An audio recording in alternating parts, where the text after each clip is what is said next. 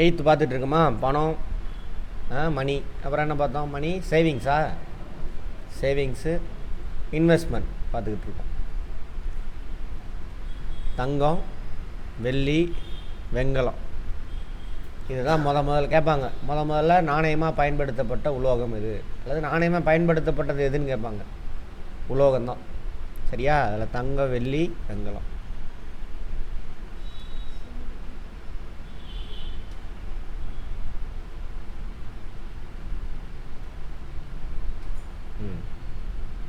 பரிமாற்ற கருவி, பண்டம் மற்றும் பணிகள் பரிமாற்றத்துக்கான கருவி எது? அதுக்கு பேர் என்ன? பண்டம் மற்றும் அப்பா வெரி குட், பணம்.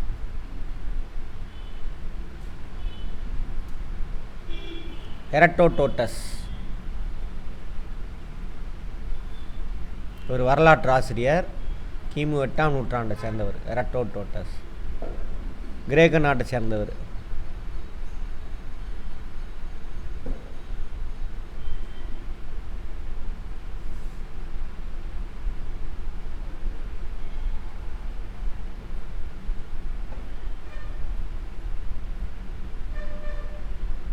பழைய கதை சொல்கிறானுங்க. முதல்ல லிடியாவின் பேரரசர் மிடாஸ், அவர் தான் வந்து என்ன பண்ணுறாரு? உலோக நாணயத்தை கண்டுபிடிச்சாருங்கிறதுக்கு எவிடன்ஸ் இருக்குது.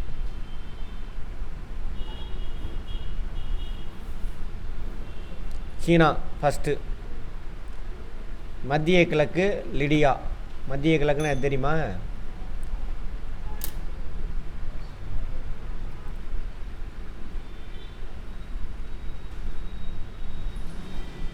அதாவது யூரோப்போட வரலாறு, அதில் அவங்களுக்கு எல்லாமே நம்ம எல்லாமே கிழக்கத்திய நாடுகள்.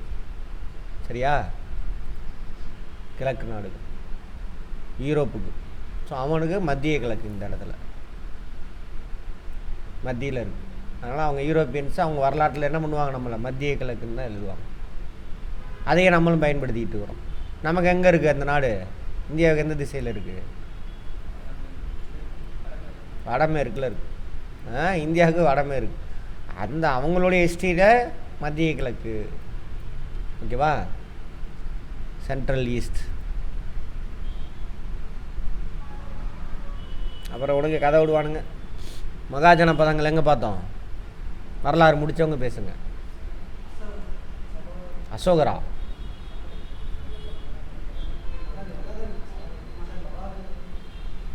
மகாஜன பதங்க 16 மகாஜன பதம் பார்த்தோமா? மௌரிய பேரரசுக்கு முன்னாடி கிமு 6ஆம் நூற்றாண்டு. கரெக்டா? புத்த மதம் சமண மதம் தோன்றின காலம். இந்த புத்த மத சமண மத நூல்களில் தான் என்ன இருக்கும்? 16 மகாஜன பதங்கள் வட இந்தியாவில் இருந்துச்சு அப்படின்னு பார்த்துருப்போம். அதை தான் சொல்கிறாங்க. அவங்க காலத்தில் பூரணாஸ், கர்சபனம், பனாஸ் இந்த நாணயெல்லாம் பயன்படுத்தியிருக்காங்கன்னு குறிப்புகள் அந்த புத்த மத சமண மத நூல்களில் இருக்குது. கேட்கலாம். கேள்வி எப்படி சார் வரும்? பூரணாஸ், கர்சபனம், பனாஸ் போன்ற நாணயங்கள் யாரோட ஆட்சி காலத்தில் பயன்பாட்டில் இருந்தது? யாரோட காலம்? மகாஜன பதங்கள். ரைட். அல்லது மகாஜன பதங்கள் பயன்படுத்திய நாணயங்களுடைய பெயர் என்ன அப்படின்னு கேட்பாங்க.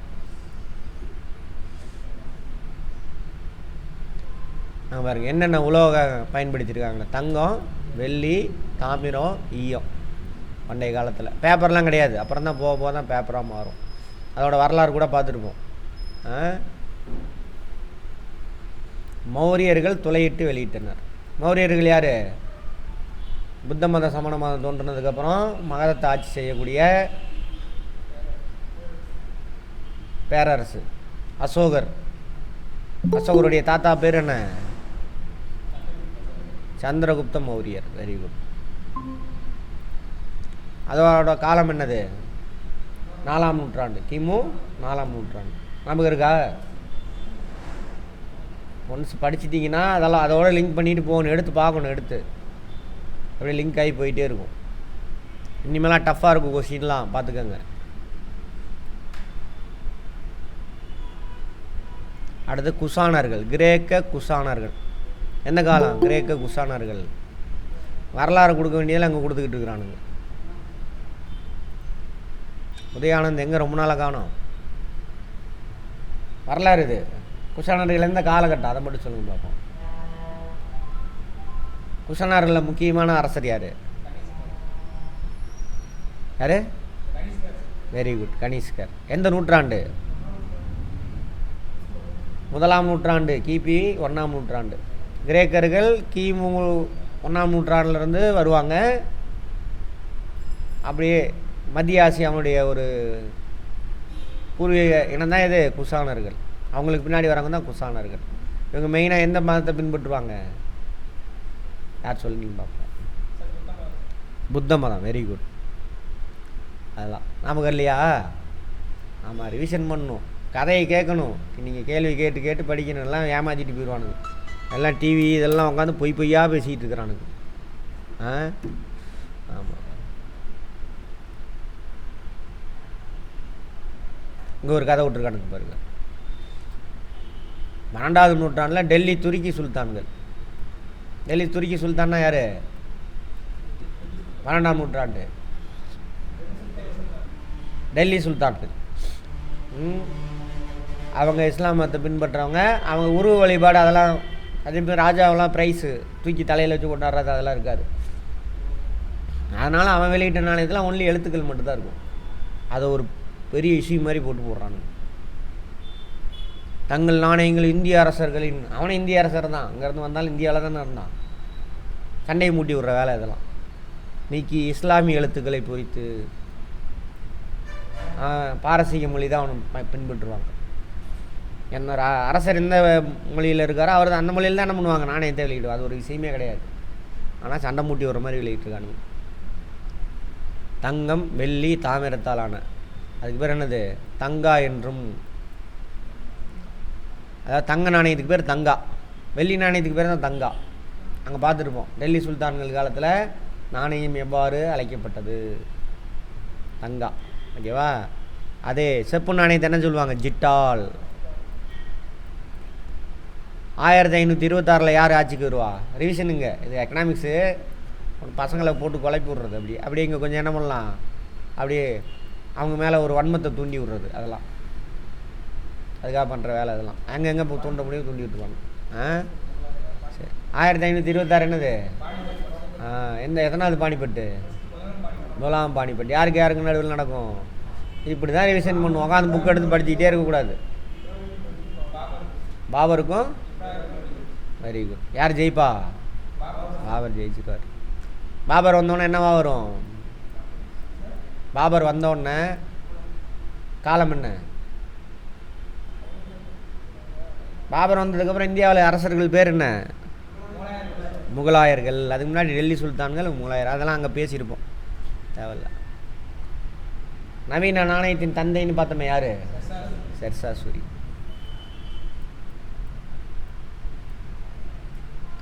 இவர் துருக்கி தான். அவரும் இவங்க இருக்காங்களா டெல்லி சுல்தானில், அந்த பரம்பரை சார்ந்தவங்க தான் ஷெர்ஷா சூரி.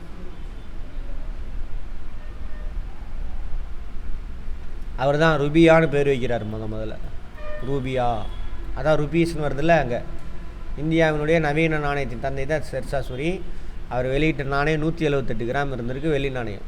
அதுக்கு தான் ரூபியான்னு பேர் வைக்கிறார். அந்த பின்புலலாம் சொல்லியிருப்போம், பார்த்துருப்பாங்க. செம்பு நாணயம்லாம் யார் வெளியிடுவா? முகமது பின் துக்ளக் வெளியிடுவார் அப்படின்னு பார்த்துருப்போம்.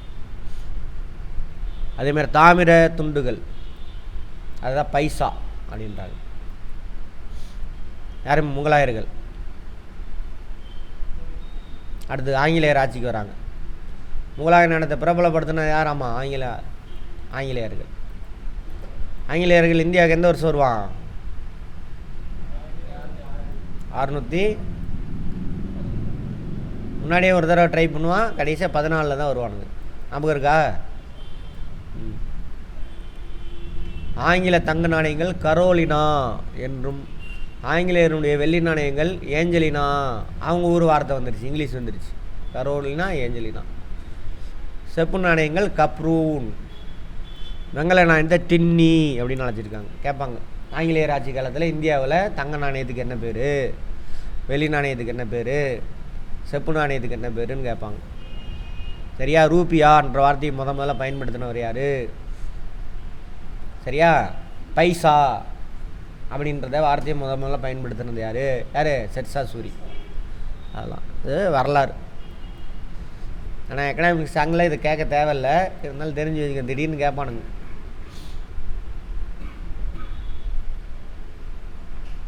எல்லாம் நேற்றே பார்த்தாச்சா? இன்றைக்கி என்ன பார்க்கணும்? பணத்தோட பணிகள்லாம் பார்த்து முடித்தாச்சு. இது வரைக்கும் பார்த்தாச்சு. பணம் வீக்கம் பணம் வாட்டம் வரைக்கும் பார்த்தாச்சு. சேமிப்பு, இங்கிலீஷில் சேவிங்ஸ். சேவிங்ஸ்னால் என்ன? சேவிங்ஸ்னால் என்ன? நேற்றானே பார்த்தோம். இன்றைக்கி வந்த வருமானத்தில் இன்றைக்கி தேவைக்கு போக, சரியா, அல்லது எதிர்கால சேமிப்புக்காக, எதிர்கால தேவைக்காக என்ன பண்ணுறோம்? ஒதுக்கி வைக்கிறோம். அதான் சேமிப்பு, சேவிங்ஸ்.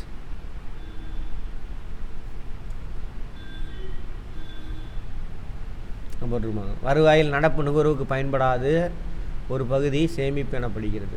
அவை தற்போதைய நுகர்வுக்காக பயன்படுத்தப்படாமல், இன்னைக்கு நுகர்வுன்னா என்ன அர்த்தம்? எதாவது வாங்கி செலவு பண்ணுறது, சினிமாவுக்கு போகிறது, எல்லாமே நுகர்வு தான்.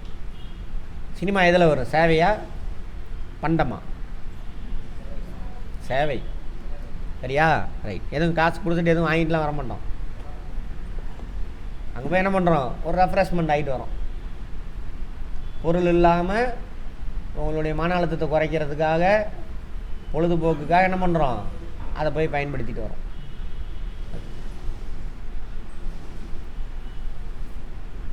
ஒரு நபர் பணத்தை சேமிக்க பல வழிகள் உள்ளன.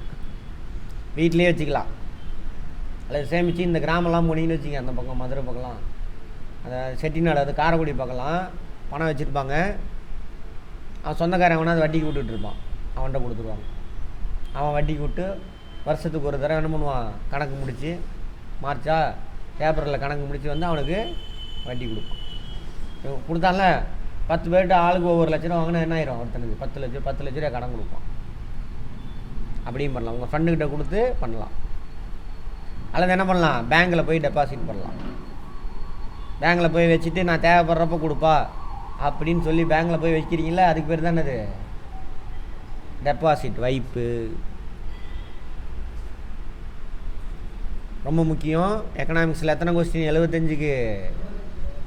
குரூப் 1ல் 175க்கு 40. நூக்கன் கார்னர் எங்கே வேணாலும் கேட்பான். சாதாரண விஷயம் நம்ம லைஃபு. அப்படியே இனிமேல் என்ன ஆகும்? போலீஸுக்கும் பேட்டர்ன் மாறும், எஸ்ஐக்கும் போலீஸுக்கு ரெண்டுக்குமே பேட்டர்ன் மாறும். சரியா? கொஸ்டின் அவன் சிலபஸ் விடுவான் பாருங்கள் திரும்பவும். ஒரு நபர் பணத்தை சேமிக்க பல வழிகள் உள்ளன. வங்கிகள் வெவ்வேறு வகையான கணக்குகள் மூலம் பணத்தை சேமிக்கலாம். எத்தனை கணக்கு இருக்குது என்ன அப்படின்னு பார்ப்போம். ரைட். மாணவர் சேமிப்பு கணக்கு. ஸ்கூல்லே என்ன பண்ணலாம்? நீங்கள் நார்மலாக இது வந்து ஜென்ரல் அக்கௌண்ட் கிடையாது. ஏன்னா மாணவர் யார்? மைனர். 18 வயது பூர்த்தியானவங்க தான் மேஜர். அவங்க தான் யாரு கூடயும் ஒப்பந்தமே வச்சுக்க முடியும், சட்ட ரீதியான ஒப்பந்தம் வச்சுக்க முடியும். இருந்தாலும் மாணவர்களுக்கு சிறப்பு சலுகை கொடுத்து என்ன பண்ணுவாங்க? அவனோட டேட்டா பர்த்லாம் வாங்கிக்குவாங்க. சேமிப்பு கணக்கு வச்சுக்கலாம். மாணவர் சேமிப்பு கணக்கு. உயர்நிலை பள்ளிகளில், கல்லூரிகளில் பயிலக்கூடிய மாணவர்களுக்கு 18 வயது பூர்த்தி அடையாட்டி என்ன பண்ணுவாங்க? அவனுக்கு அக்கௌண்ட் ஓப்பன் பண்ணுவாங்க. அவனுக்கு கொஞ்சம் சிறப்பு இதெல்லாம் இருக்குது. இவனுக்கு மற்றவன் நம்ம 18 வயது பூர்த்தி அடைஞ்சவனா அவனுக்கு சிறப்பான விஷயம்லாம் இருக்குது. 0 பேலன்ஸ் அக்கௌண்ட் அது. ஓகே. அப்போ மாணவர்கிட்ட என்ன பண்ணுறான்? ஸ்கூல்லையே அந்த சேமிப்பு பழக்கத்தை உண்டு பண்ணுறோம். டெய்லியும் 10 ரூபா. அதுவும் அப்போ இப்போலாம் இருக்குதா இல்லையான்னு தெரில. அப்போல்லாம் என்ன பண்ணுவாங்கன்னா, நான் சேலத்துலேயும் பார்த்துருக்குறேன், அங்கே ஊர்லேயும் கிராமத்துலேயும் பார்த்துருக்கேன். சின்னதாக கட்டங்கம் போட்ட ஒரு சீட்டு கொடுத்துருவாங்க. ஸ்கூல் படிக்கும்போது இருக்கா? கடைக்கு போகும்போது தானே மிச்சம் 1 ரூபா இருந்ததுன்னா அதில் போய் மார்க் பண்ணி வாங்கிட்டு வந்துடுவோம். 1 ரூபாயோ 2 ரூபாயோ அப்படி சேர்ந்து கடைசியில் அது 100 ரூபா அந்த மாதிரி வந்து நிற்கும். 100 ரூபா 200 ரூபா. 100 ரூபா 200 ரூபா அப்போ பெரிய விஷயம். இப்போ ஒன்றும் இல்லை. நான் அதுவும் 90s சொல்கிறேன். சரியா? 10 பைசாலாம் வர வைப்பாங்க அந்த மாதிரி. அது மாதிரி தானது இது. அடுத்து சேமிப்பு கணக்கு. SP account. அன்றைக்கி கூட ஒருத்தங்கள்ட்ட கொடுத்து, அம்மா எஸ்பிஐ அக்கௌண்ட் ஓப்பன் பண்ணுமானாக்கா, இங்கெங்கே எஸ்பிஐ இருக்குது, இங்கே பக்கத்தில் எஸ்பிஐ இல்லைன்றாங்க. அம்மா நான் எஸ்பிஐன்னு சொல்லலை, எஸ்பி அக்கௌண்ட் அப்படின்னு சொன்னாங்க. எஸ்பி அக்கௌண்ட்னா என்ன அர்த்தம்?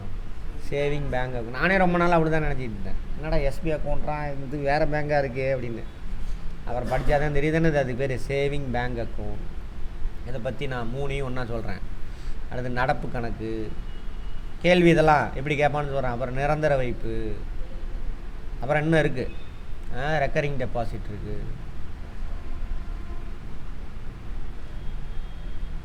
3 கம்பேர் பண்ணி சொல்லிடுறேன் என்னென்ன அப்படின்ட்டு. கேட்பாங்க, அதோட நேச்சரை கேட்பாங்க. சேமிப்பு கணக்கு, எஸ்பி அக்கௌண்ட். அடுத்தது நடப்பு கணக்கு, கரண்ட் அக்கௌண்ட்.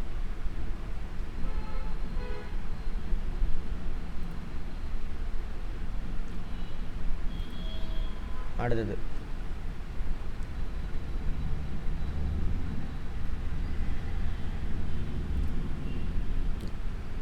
நிரந்தர வைப்பு.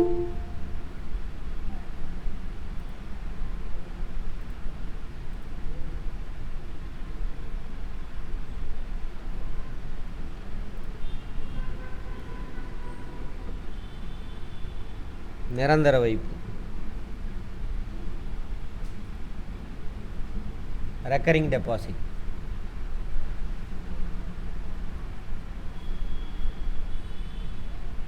சரி மாற்றி சொல்லிட்டேன். Fixed deposit. என்னது ஃபிக்ஸட் டெபாசிட்? நிரந்தரம்னா என்னது? ஃபிக்ஸட். அடுத்து தான் தொடர் இட்டு வைப்பு, ரெக்கரிங் டெபாசிட். ரெக்கரிங்னா தொடர்ந்து நடந்துக்கிட்டே இருந்தால் அதுக்கு பேர் ரெக்கரிங், தொடர் இட்டு வைப்பு.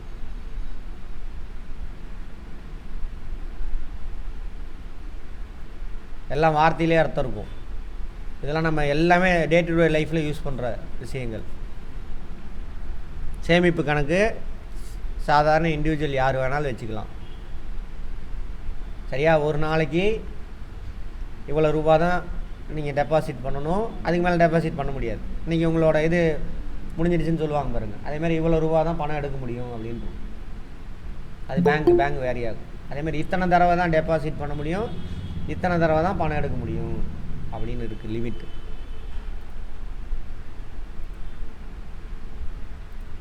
ஓகேவா? எத்தனை தடவை, டைம், எவ்வளோ அமௌண்ட்டு, இதெல்லாம் பர் டேக்கு வந்து லிமிட் இருக்கும். அதுக்கு மேலே நீங்கள் என்ன பண்ண முடியாது, டெபாசிட் பண்ண முடியாது. அவ்வளோ ரூபாய்க்கு மேலே டெபாசிட் பண்ண முடியாது ஒரு டைமில். இதெல்லாம் இருக்கும். அடுத்த நாள் தான் பண்ண முடியும். இது சாதாரண மக்களுக்கு இது பயன்படும். சரியா? அதே ஒருத்தன் பிஸ்னஸ் பண்ணுறான்னு வச்சுக்கோங்க, நிறைய கடையில் டிரான்சாக்ஷன் நடக்கும், நிறைய செக்கு கொடுப்பானுங்க, நிறைய இவன் செக்கு அடுத்தவனுக்கு கொடுப்பான். அப்போ என்ன ஆகும், ஆயிரக்கணக்கான லட்சக்கணக்கான ரூபா போட்டு பிஸ்னஸ் பண்ணுறான். செவ்வாய்ப்பேட்டையெல்லாம் போய் பாருங்கள். அந்த மாதிரி பிஸ்னஸ் பீப்புளுக்கு கேட்பாங்க, பிஸ்னஸ் பீப்புளுக்கு ஏற்ற டெபாசிட் எதுன்னு கேட்பான். எது? நடப்பு கணக்கு, ஃபிக்ஸட், சாரி என்னது, கரண்ட் அக்கௌண்ட். கரண்ட் அக்கௌண்ட் சொல்லுவோம். இதுவும் டெபாசிட் தான். அப்போ ஒரு நாளைக்கு எந்த நோ லிமிட்டு, எத்தனை டைமு போடுறது அதுவும் கிடையாது. டைம்னா காலம் இல்லை, எத்தனை டைம், அது எத்தனை தடவை, அதேமாதிரி எவ்வளோ அமௌண்ட்டு, அதெல்லாம் எதுவுமே ஃபிக்ஸடு கிடையாது, நோ லிமிட். அப்போ இது யாருக்கு உகந்தது? Business man. நமக்கு கிடையாது. ஓகேவா? அடுத்தது நிரந்தர இட்டு வைப்பு. இது யார் வேணாலும் போடலாம். Fixed amount for fixed period. இப்போ உங்கள்கிட்ட ஒரு 50,000 இருக்குது, கட்சிருந்தால் செலவு பண்ணிடுவோம், என்னடா பண்ணுறதுன்னு பார்க்குறோம். போய் பேங்கில் போயிட்டு ஒரு மாதம்னு நினைக்கிறேன், 15 நாள் வரைக்கும் வைக்கலாம், மினிமம் 15 நாள். அதுலேருந்து ஒரு வருஷம் வரைக்கும் என்ன பண்ணலாம், எத்தனை நாளோ நீங்கள் சொல்லலாம். ஒரு 6 மாதத்துக்கு என்ன பண்ணுங்கள், ஃபிக்ஸட் டெபாசிட் இதை வச்சுக்கோங்க சார் அப்படின்னு பேங்கில் கொடுத்துடலாம். ஓகேவா? ஆமாம், உங்களுக்கு ஒரு பாண்டில் அக்ரிமெண்ட் போட்டு கொடுத்துருவோம். இவரோட பணம் 50,000 6 மாதத்துக்கு ஃபிக்ஸட் டெபாசிட்டில் இருக்குது, அதுக்கு ரேட் ஆஃப் இன்ட்ரெஸ்ட் இவ்வளோன்னு எழுதி கொடுத்துருவோம். அது வந்து என்னது, ஃபிக்ஸட் டெபாசிட். நடுவில் போய் திரும்ப போய் கேட்டிங்கன்னா கொடுக்க மாட்டான். 6 மாதம் முடிஞ்சால் தான் கொடுப்பான். ரொம்ப எமர்ஜென்சினா கொடுப்பான். ஆனால் அவன் சொன்ன ரேட் ஆஃப் இன்ட்ரெஸ்ட் கொடுக்க மாட்டான், கம்மியாக தான் கொடுப்பான். ஓகேவா. அடுத்து ரெக்கரிங் டெபாசிட், தொடர் இட்டு வைப்பு. வார்த்தையிலே அர்த்தம் இருக்குது பாருங்கள், எல்லாமே வார்த்தையிலே அர்த்தம் இருக்கும். டெய்லி நான் ஒரு 100 போடுறாங்க ஒரு 3 மாதத்துக்கு 6 மாதத்துக்கு. நீங்களும் பேங்க்கு அக்ரிமெண்ட் போட்டுக்குவீங்க, டெய்லி 100 அல்லது வாரம் 1000 அமௌண்ட் எவ்வளோ வேணாலும் இருக்கலாம். 1000 இருக்கலாம், 10,000 1,00,000 கூட இருக்கலாம். வாரம் அல்லது மாதம் 1,00,000 ஒரு வருஷத்துக்கு போடுறாங்க. நடுவில் கேட்டிங்கன்னா கொடுக்க மாட்டான். ஒரு வருஷம் போட்டிருந்தீங்கன்னா அந்த ஒரு வருஷம் முடிஞ்சவொடனே தான் உங்களுக்கு அந்த பணத்தை கொடுப்பான், வட்டியோடு கொடுப்பான். அந்த மாதிரி போட்டால் அதுக்கு பேர் என்னது, தொடர் இட்டு வை. ஓகேவா. சரி, இப்போது இதில் இருக்கிறதே எதுக்கு சார் ரேட் ஆஃப் இன்ட்ரெஸ்ட் அதிகமாக கிடைக்குன்னா இதுக்கு தான் அதிகம், ஹையஸ்ட் ரேட் ஆஃப் இன்ட்ரெஸ்ட். ரெண்டாவது அதிகமான ரேட் ஆஃப் இன்ட்ரெஸ்ட்டு இருக்குது. எல்லாமே கேள்வி, எந்த இட்டு வைப்பில் அதிகமான வட்டி கிடைக்குன்னு கேட்பான், பார்த்துக்கங்க. ஓகேவா. அடுத்தது இது சாதாரண பீப்புள் சார், காமர்ஸில் எனக்கு சொல்லி தெரியுங்க, சாதாரண பீப்புள் தெரிஞ்சிருக்கணும். இதுக்கு வட்டியே கிடையாது. ஏன்னா அவனை டார்ச்சர் பண்ணுறான்ல டெய்லியும், பல டைம் பணத்தை போட்டு எடுத்துக்கிட்டு, வட்டியே கிடையாது. ஆனால் இதுக்கு நீங்கள் என்ன பண்ணணும், சர்வீஸ் சார்ஜ் பிடிப்பான். வருஷத்துக்கு ஒரு தடவை கரண்ட் அக்கௌண்ட் வச்சுருந்தீங்கன்னா, நீ அக்கௌண்ட் வச்சுருக்கு இல்லையா, மெயின்டைன் பண்ணுறல, அதனால் வருஷத்துக்கு ஒரு தடவை சர்வீஸ் சார்ஜ் கொடுத்துருவோம். நீங்கள் தான் அவனுக்கு பணம் கொடுக்கணும் அக்கௌண்ட் வச்சுருக்கிறதுக்காக. இருக்கிறதுலே கம்மியான இன்ட்ரெஸ்ட் எதில் கிடைக்கும், இதில் கிடைக்கும், சேவிங்ஸ். கேட்பாங்க கம்மியான இன்ட்ரெஸ்ட் கிடைக்கக்கூடிய வங்கி வைப்பு எது, அதிகமான வட்டி எதில் கிடைக்கும் கேட்பாங்க. சரியா. அதே மாதிரி பிஸ்னஸ் பீப்புளுக்கு உகந்த வங்கி கணக்கு எது அப்படின்னு கேட்பாங்க, எது கரண்ட், எல்லாம் டெபாசிட். ஓகேவா. அப்புறம் வேறு என்ன சொல்லணும், ரைட். இதில் இந்த 2 இருக்கு இல்லையா, இந்த 2 என்னன்னு சொல்லுவாங்கன்னா கேட்பு இட்டு வைப்பு அப்படின்னு சொல்லுவாங்க. நீ கேட்டவனும் கொடுப்பான், நீங்கள் போய் பணத்தை போடுற கேட்டவன் உடனே போட்டுட்டு உடனே என்ன பண்ணலாம், போய் ஏடிஎம்மில் போய் எடுத்துக்கலாம், அங்கேயோ செக் எழுதி கொடு, செலான் எழுதி விட்டு பணத்தை கொடுத்தா வாங்கி கொடுத்துருவான். நீ கேட்டவனே கொடுக்கணும். அதனால் அதுக்கு பேர் கேட்பு இட்டு வைப்பு. எல்லாம் பயன்பாடு, அதை வச்சு தான் வார்த்தை. வார்த்தையை புரிஞ்சுக்கிட்டா வேலை முடிஞ்சு. கேட்பு இட்டு வைப்பு அதெல்லாம் கொடுத்துருக்கான், 8வது புக்கில் கொடுத்துருக்கான், அதான் சொல்லித்தரேன். டிமாண்ட் டெபாசிட் அப்படின்னு. டிமாண்ட்னான்னு அர்த்தம், பற்றாக்குறையா, அங்கே தேவை. இங்கே வந்துட்டு டிமாண்ட் அப்படின்னாக்கா ரெக்வஸ்ட் பண்ணுறது, கேட்குறது அப்படின்னு அர்த்தம். இங்கிலீஷ் இருக்குல்ல, அது பச்சோந்தி மாதிரி இடத்துக்கு தகுந்த மாதிரி மாறும் ஒவ்வொரு வார்த்தையும். சரியா. இந்த இடத்துல டிமாண்ட்னா டிமாண்ட் பண்ணுறது, கொடுங்க அப்படின்னு கேட்குறது, ஆர்டர் கொடுக்குறது, எனக்கு கொடு அப்படிங்கிறது. அந்த இடத்துல தேவை, இந்த இடத்துல இந்த மாதிரி டிமாண்ட் டெபாசிட். எது ரெண்டும், சேமிப்பு கணக்கும் நடப்பு கணக்கும் டிமாண்ட் டெபாசிட்.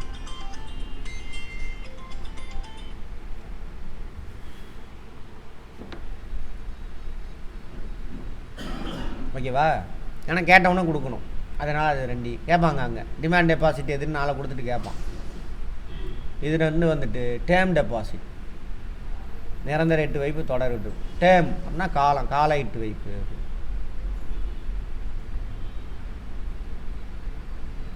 டேர்ம் ஏன் கால இட்டு வைப்புன்னு வச்சுருக்காங்க,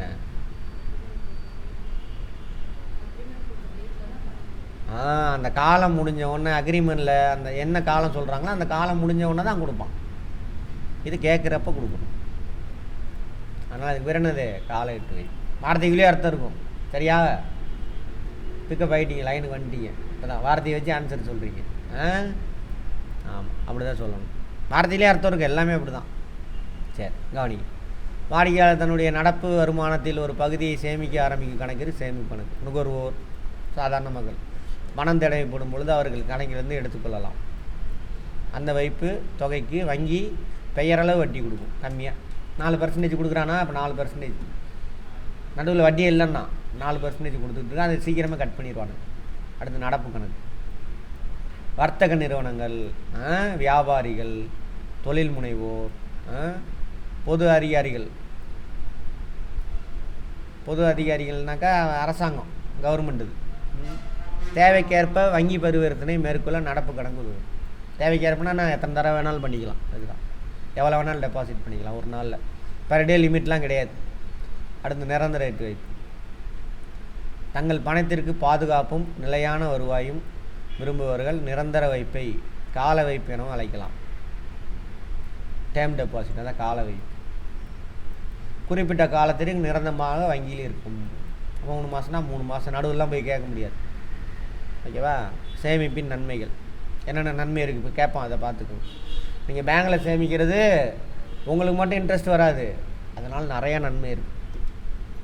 பேங்கில் டெபாசிட் வைக்கிறேன்னு வச்சுக்கோங்க, பேங்க்லேயோ ஷேர்லேயோ போடுறீங்க அப்படின்னாக்கா என்னென்ன வழியில் இன்வெஸ்ட்மெண்ட் பண்ணலான்னு பார்த்தோம்ல. பேங்க்காரன் அந்த பணத்தை அப்படியே வச்சுருக்க மாட்டான். உங்கள்கிட்ட என்ன பண்ணணும், அதை வாங்கிட்டு டெபாசிட் வாங்கிட்டு வைப்பு வாங்கிட்டு கதையாக புரிஞ்சுக்கங்க. லைஃபு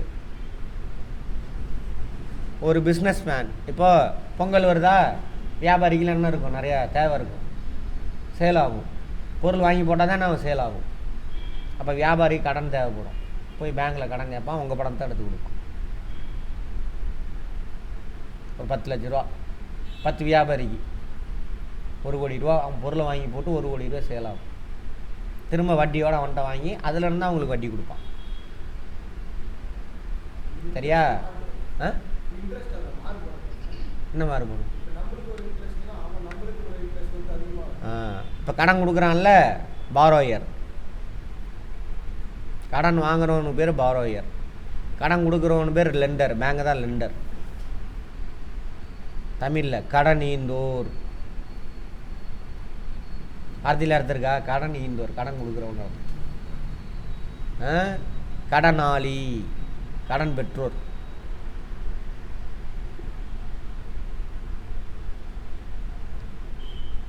இவன்கிட்டருந்து 10% இன்ட்ரெஸ்ட் வாங்குறான்னு வச்சுக்கோங்க, அதில் 2% சம்திங் எடுத்துகிட்டு உங்களுக்கு 8% கொடுக்கும். ஏன் நம்ம எடுத்துக்குவான், பேங்க்கு உங்களுக்கு கொடுத்துருவான்.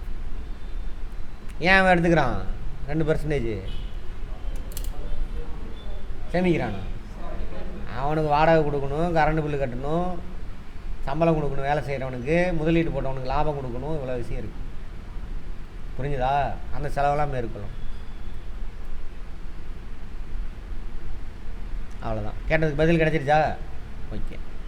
அப்போ என்ன தொழில் பெருகும். அது இல்லாமல் இன்னும் உற்பத்தியாளர் இருக்கான்னு வச்சுக்கோங்க, துணி இதெல்லாம் நெய்யணும்ல, தயாரிக்கிறவன் இருக்கிறான்னு வச்சுக்கோங்க. இப்போ பொங்கல் அப்போ துணி இதெல்லாம் நிறையா தேவைப்படும். அப்போ அவன் ப்ரொடக்ஷன் பண்ணணும், நிறையா அவன் ரா மெட்டீரியல் வாங்கணும். வியாபாரி வாங்குறதுக்கு 1 கோடி ரூபா வைக்க, அது மாதிரி உற்பத்தியாளர் இருக்கால துணி நெய்கிறவன், அவனுக்கு பணம் தேவைப்படும். அவனுக்கு பேங்க் தான் கடன் கொடுக்கும். அந்த கடனை வச்சு தான் அவன் ப்ரொடக்ஷன் பண்ணி விற்றுட்டு வர வருமானத்தை கடன் அடைப்பான் வட்டியோட. அப்படி நீங்கள் பேங்கில் சேமிக்கக்கூடிய பணம் சும்மா நின்றாது. இப்படி நிறைய பேத்துக்கு இப்போது அந்த பொருள் உற்பத்தி செய்கிறான்ல, அவனுக்கு என்ன வேணும், லேபர்லாம் கூப்பிடணுமா, லேபர் கேபிட்டல்லாம் ஆர்கனைசேஷன்லாம் வாங்குவானா, அதெல்லாம் யார் கொடுப்பா? பொதுமக்கள் கொடுப்பாங்க, வேலை வாய்ப்பு கிடைக்கும். அப்போ நீங்கள் பேங்கில் டெபாசிட் சேவிங்ஸ் வச்சிங்கன்னா அது இப்படி தொழில் நிறுவனங்களுக்கெல்லாம் கடனாக போகும். அந்த தொழில் நிறுவனங்கள் உற்பத்தி செய்கிறதுக்கு என்ன பண்ணுவான், லேபர் கேபிட்டல் ஆர்கனைசேஷனை வாங்குவான். அப்போ அந்த லேபர் கேபிட்டல் ஆர்கனை இப்போ லேண்ட் ஒருத்தன்ட்டு போய் வாடகை எடுக்கிறீங்கன்னு வச்சுக்கோங்க, அந்த ஓனருக்கு வருமானம் வாடகை. 10 பேரை வேலைக்கு அப்பாயின்மெண்ட் பண்ணுவீங்க, அவனுக்கு வேலை கிடைக்கும், அவனுக்கு வருமானம். புரிஞ்சுதா? விவசாயிகிட்டேருந்து பருத்தி வாங்குறான், விவசாயிக்கு வருமானம் கிடைக்கும். அப்போ சேவிங்ஸ் என்னது ஒரு நாட்டுக்கு ரொம்ப ரொம்ப முக்கியம். ஓகேவா? ரைட். இப்படி ஒவ்வொன்றா தெரிஞ்சுக்கிட்டே போகலாம். ரொம்ப காம்ப்ளிகேட்டடாக தெரியும் எக்கனாமிக்ஸ், ஆனால் வெரி வெரி சிம்பிள். வீட்டை வச்சு யோசிக்கினா முடிஞ்சு போச்சு. எப்படி எல்லா சப்ஜெக்ட் எங்கே போனோம், பெருசாக அங்கங்கேயே போனோம். ஜாகிரஃபியாக இருக்கட்டும், சயின்ஸாக இருக்கட்டும், எல்லாம் எங்கே பார்த்தோம், நம்மளை வீட்டை சுற்றியில் நம்ம உடம்புல இருக்கிறது எல்லாத்தையும் அதுதான். அதே கதை தான் இது. நீங்கள் விரைவில் நிதி ரீதியாக தனித்து இருக்கலாம் சொல்கிறாங்க, குழந்தைங்களுக்கு சொல்கிறாங்க. சேவிங்ஸ் பேங்கில் பணம் வச்சுக்கிட்டே இருந்தால் என்ன ஆகும், அதான் பணம் ஏறிச்சுன்னா திமிரு ஏறிச்சும்பாங்க. ஆனால் பணம் வந்துச்சுன்னா அது ஒரு தனி பவர். பாக்கெட்டில் 100 ரூபா இருந்தால் அது ஒரு மாதிரி இருக்கும் மனசு. ஒன்றுமே பணம் இல்லைன்னா ஒரு சுகுணாயிரும், வேலையே செய்ய தோணாது. தானா இருக்குல்ல, அதே மாதிரி தான். பணம் நிறையா இருக்குது, அப்போ ஆக்டிவிட்டி ஆட்டிடியூட்லாம் என்ன இருக்கும், வேறு மாதிரி இருக்கும். அப்போது பணம் வந்து முக்கியமானது, பவர். அதான் சொல்லுவேன், உயிர் இல்லாத பொருள்களுக்கு ஆற்றல் மாதிரி மனிதர்களுக்கு என்னது ஆற்றல், பணம் தான். நிறைய அக்கௌண்ட்டில் பணம் இருந்துச்சுன்னா உங்களோட செயல்பாடே வேறு மாதிரி இருக்கும். அதனால தான் பெண்களுக்கு பணமே கொடுக்காம வச்சுருந்தாங்க ரொம்ப காலமாக. சொத்து கொடுக்காம, பணம் கொடுக்காம, ஆண்களுக்கு அடிமையாகவே இருக்கணும். சரியா? ஆமாம். இப்போ தான் என்னாச்சு, சொத்து கொடுத்தது எல்லாமே இப்போ தான் நடந்துக்கிட்டு இருக்கு. நீங்கள் எந்த எதிர்பாராத செலவுகளை பற்றியும் கவலைப்பட வேண்டியது. திடீர்னு பேங்க்கில் பணம் வச்சுருந்தீங்கன்னா ஏதோ திடீர்னு ஆக்சிடென்ட் ஆகிடுச்சு, அல்லது திடீர்னு கடையை மூடிட்டானுங்க, ஸ்ட்ரைக் வந்துருச்சு, கவலையே வேணாம். அதில் வந்து பணத்தை எடுத்து என்ன பண்ணலாம், செலவு பண்ணிக்கலாம். அது குழந்தைங்க ஸ்கூல் ஃபீஸ் கட்டணும், கவலையே பட தேவலாம், ஜாலியாக வேறு மாதிரி போயிட்டே இருப்பான். பணம் அக்கௌண்ட்டில் வச்சுருந்தீங்கன்னா. ஆமாவா? கையில் வச்சு பாருங்கள், பணத்தை வச்சு பாருங்கள். உங்கள் வேலையை இழந்தால் எதிர்காலத்தில் நிதி உதவியாகும். திடீர்னு ஒரு 2 மாதம் என்ன பண்ணுறோம், வேலை இல்லை, ரிசைன் பண்ணிட்டான் அந்த கம்பெனியிலேருந்து. ஏன்னா ஈஸ்வரன் இப்போ கையில் பணம் வச்சுருந்தா எந்த டிஸ்டர்பன்ஸ் இருக்காது, ஓடிக்கிட்டு இருக்கும். பணம் இல்லைன்னா என்ன ஆகும், அவ்வளோதான், முடங்கி போயிடுவீங்க. அது உங்கள் சூழ்நிலை மாறினாலும் நீங்கள் தயாராக இருப்பீர்கள். பணம் இருக்குது, எவனுமே தேவையில்லை, பணம்.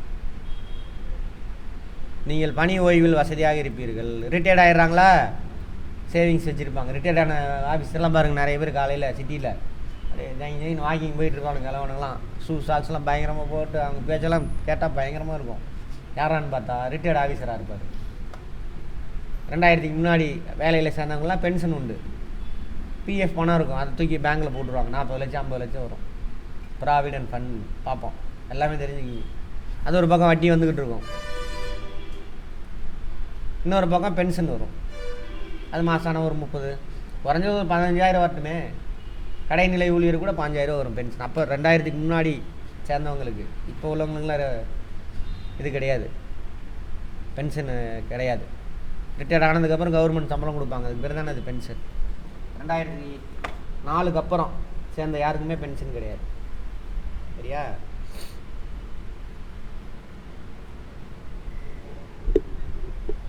பணி ஓய்வில் என்ன பண்ணலாம், நீங்கள் பணத்தை வச்சுக்கிட்டு ஜாலியாக ஹாஸ்பிட்டல் செலவெல்லாம் பார்த்துக்கலாம், யாரை பற்றியும் கவலைப்படணும். டே போடா நான் பார்த்துக்கிறேன் அப்படின்னா. இல்லை என்ன பண்ணணும், குழந்தைங்கள நம்பிட்டு இருக்கணும், மகளை நம்பிட்டு இருக்கணும், அவங்க உங்களை தேடி வருவாங்க. அப்புறம் பணம் பாருங்கள், பணம் தான் எல்லாமே. திருக்குறள்லே பார்த்துருப்போம், இன்றைய சேமிப்பு நாளைய பாதுகாப்பு. சேவிங்ஸ் இருந்துக்கிட்டே இருக்கணும். இப்போ உள்ள பெண்கள் என்ன பண்ணுறாங்க, பெரும்பாலும் டிவி அதெல்லாம் பார்த்துட்டு டார்ச்சர் பண்ணி அவனுடைய எல்லா கார்டையும் ஸ்வைப் பண்ணி கடனாக்கி விட்டுறது, கடனை கட்டிக்கிட்டே இருக்கிறது, அவ்வளோதான். அதோட ப்ரெஷர் எதுவுமே தேவையில்லை. ஆமாம், சேமிக்கிறவங்களும் இருக்காங்க, கம்மி. அது ஓகே, அதெல்லாம் பார்த்துக்கோங்க. முதலீடுகள், டெபாசிட் வைக்கிறதுன்னு ஒரு விதமான முதலீடு தான். உன்னுடைய உழைப்பு பணமாக மாறிடுது, அந்த பணத்தை சம்பாதிக்க வைக்கிறோம், அதுக்கு பேர் தான் முதலீடு. ஒன்று பேங்கில் டெபாசிட் பண்ணலாம், இன்னும் வேறு விதமான முதலீடுகள்லாம் இருக்குது. அதுதான் இது. நேற்று பார்த்தோமா ஷேர் மார்க்கெட், ஷேரை பற்றி நேற்று பார்த்தோம்ல, அதில் நீங்கள் முதலீடு போடலாம். பத்திரம், பாண்டு இங்கிலீஷில், இது வந்துட்டு இது வந்து ஷேர்,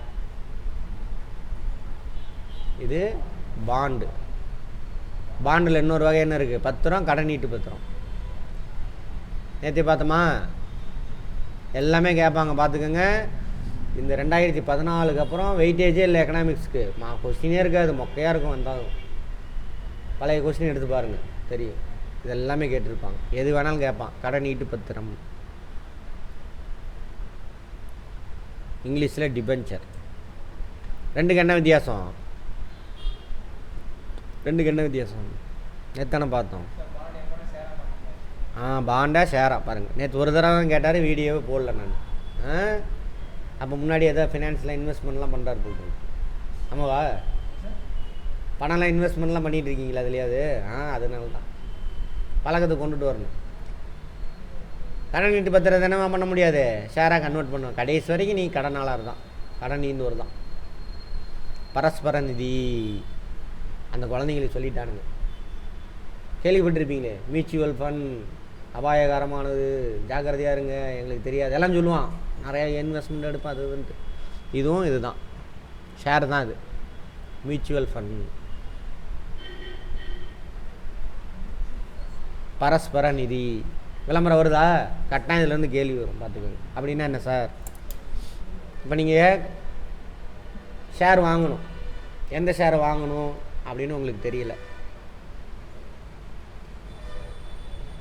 அல்லது ஷேர் மார்க்கெட்டை பற்றி ஒன்றும் இல்லை உங்களுக்கு நாலேஜ் இல்லை. ஏன்னா ஷேர் மார்க்கெட்டில் போட்டிங்கன்னா என்ன ஆகணும், நாலேஜ் இருந்து போட்டால் தான். இன்றைக்கி 1000 ரூபாய்க்கு வாங்கிங்க ஒரு ஷேரு, திடீர்னு என்ன ஆயிரும், அது 500 ரூபாய் குறைஞ்சி போயிடும். அப்போ 500 ரூபா லாஸு. அதனால் வாட்ச் பண்ணிக்கிட்டே இருக்கணும், நிறையா நியூஸ் பார்க்கணும், அதை பண்ணணும், எல்லாம் இருக்குது. அமெரிக்காவில் குண்டு அடித்தா இங்கே ஷேர் மார்க்கெட் டம்பக்குன்னு விழுந்துடும். சீனாவில் குண்டு அடித்தா ஷேர் மார்க்கெட் டபக்குன்னு ஏறும், அடுத்த செகண்ட் மாறி இப்படிங்கிறதுக்குள்ள. அதை யூஸ் பண்ணி 5 லட்சம் கோடி அந்த அந்த நேஷ்னல் ஸ்டாக் எக்ஸ்சேஞ்சிலேருந்து ஒரு பொம்பளை கொள்ளையடிச்சிட்டு போயிடுச்சு, ஒரு செகண்டை யூஸ் பண்ணி 5 லட்சம் கோடி. அது அவங்க என்னன்னாலும் அதை பற்றி பேசலை, அவ்வளோதான். அந்த அம்மா நான் ரிஷி எனக்கு லெட்டர் அனுப்புனாங்கன்னு கதை விட்டுட்டு போயிடுச்சு. எத்தனை செகண்டில், ஒவ்வொரு செகண்டில் அப்படி 5 லட்சம் கோடி பயன்படுத்தி, ஒரு செகண்ட் லேட்டாக இன்ஃபர்மேஷன் ரிலீஸ் ஆகும். அதுக்குள்ளே அந்த அம்மா அதுக்கு சாதகமான இதெல்லாம் ஷேர்லாம் போட்டு ஏற்றிக்கும். அப்படி அடித்து பணம் மட்டும் எவ்வளோ, 5 லட்சம் கோடி. இப்போ ரீசெண்டாக நடந்தது, அந்த பெண்மணினால் விட்டுட்டாங்க. அது கேட்டாங்க, எனக்கு ரிஷி இமயமலையிலேருந்து ரிஷி வந்து மெயில் அனுப்புனார்னா அதுபடி நடந்தான்னா அதோட விட்டாங்க. மக்கள் இந்த முட்டா பசங்க தான், நம்ம கடவுள் பேரை சொன்னால் ஏமாந்துடுவோம், இப்படிதான் ஏமாற்றி தரானுங்க. அது மாதிரி. அடுத்து இன்சூரன்ஸ், அதுவும் வந்து என்னது, முதலீடு தான், காப்பீடு. ரைட். பரஸ்பர நிதி. அப்போ உங்களுக்கு நமக்கு நாலேஜ் இல்லை, பணம் லாஸ் ஆகிரும். ஸோ அந்த மாதிரி டைமில் என்ன பண்ணுவோம், மியூச்சுவல் ஃபண்ட் கம்பெனின்னு இருக்கும், அவன்கிட்ட கொடுத்துருவோம். இந்தப்பா என்கிட்ட ஒரு 1 லட்ச ரூபா இருக்குது, நீ இன்வெஸ்ட்மெண்ட் பண்ணி எனக்கு எடுத்து கொடு. அவன் இது மாதிரி ஒரு 10, 15, ஆயிரக்கணக்கான பேர்த்துட்டு வசூல் பண்ணுவான். 1 கோடி ரூபா சேர்ந்துருச்சு. அந்த 1 கோடி ரூபா ஒரே கம்பெனியில் இன்வெஸ்ட்மெண்ட் பண்ண மாட்டான். அவனுக்கு தெரியும் ஷேர் மார்க்கெட்டை பற்றி நிறையா. பேங்க் கம்பெனிஸ்லாம் இருக்கா, அதில் ரயில்வேஸில், டிரான்ஸ்போர்ட்டில், இப்படி நிறைய கம்பெனிஸ் இருக்கும். அப்புறம் எஃப்எம்சிஜி, கார் கம்பெனி, எல்லா கம்பெனியும் என்ன இருக்குது, ஷேரை தான் விட்டுருப்பான். அப்படி எல்லாத்துலேயும் கொஞ்சம் கொஞ்சமாக இன்வெஸ்ட்மெண்ட் பண்ணுவான். ஒன்றில் லாஸ் ஆனாலும் ஒன்றில் லாபம் கிடைச்சிடும். அப்போ டோட்டலாக அல்டிமேட்டாக பார்த்தீங்கன்னா லாபம் தான் நிற்கும். அந்த லாபத்தை எடுப்பான். 1 கோடி ரூபா போட்டானா 1 கோடி 10 லட்ச ரூபா கிடச்சிருக்கு. அதெல்லாம் 2 லட்ச ரூபா அவன் எடுத்துக்குவான். மிச்சம் 8 லட்சத்தை என்ன பண்ணுவான், முதலீட்டாளர் யார் அவங்களுக்கெல்லாம் பிரித்து கொடுத்துருவான். பரஸ்பரம் மியூச்சுவல். ஒரே கம்பெனியில் போட்டால் தான் ஆகும், லாஸ் ஆகும். இதில் நிறைய அர்த்தம் இருக்குது. நிறைய கம்பெனியில் பிரித்து ஒன்றில் லாஸ் ஆனால் ஒன்றில் லாபம் வந்துடும். இந்த பரஸ்பரம் உதவுதல். அதேமாரி அவனுக்கு ஷேர் மார்க்கெட்டை பற்றி தெரியும், பணம் இல்லை. உங்கள்கிட்ட ஷேர் மார்க்கெட்டை பற்றி தெரியாது, பணம் இருக்குது. உங்களுக்கு அவன் உதவுறான், அவனுக்கு நீங்கள் உதவுறீங்க. 2 லட்ச ரூபா அவனுக்கு லாபமா? அதான் மியூச்சுவல் ஃபண்ட். விளம்பரம் வருதா அப்படின்னா என்னென்னு இது வரைக்கும் யாராவது கேள்வி கேட்டிருக்கோம்? கேட்க மாட்டோம். அடுத்தது காப்பீடு, இன்சூரன்ஸ். இன்சூரன்ஸ்னு என்ன? காப்பீடு. வாருங்க, தமிழ் வார்த்தையில் அர்த்தம் அப்படியே இருக்குது. காப்பீடு.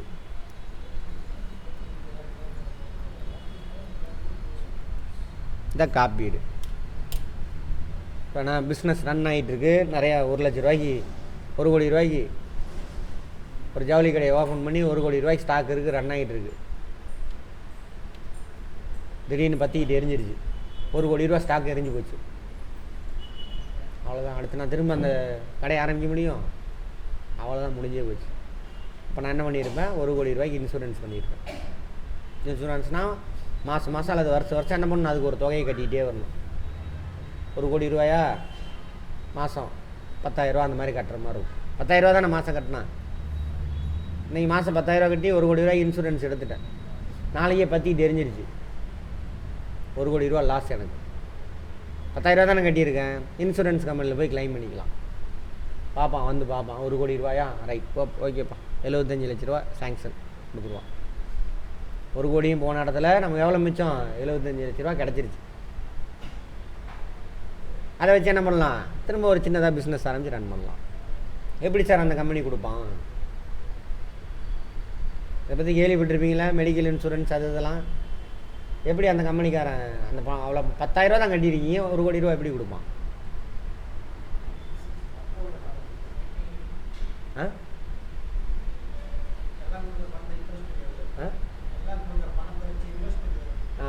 அந்த பணத்தை அவன் என்ன பண்ணுவான்? இன்வெஸ்ட்மெண்ட் பண்ணான் வெளியில். இப்போ இன்சூரன்ஸ் அதானி கம்பெனியில் அதிகமான ஷேர் வாங்கினது எல்ஐசி. திருட்டு பசங்க எல்லாம் கூத்தாடி திருட்டு முளை மாதிரி பசங்க. அதானி திருட்டு பையன். அவனோட ஃப்ரெண்டு தான் யார்?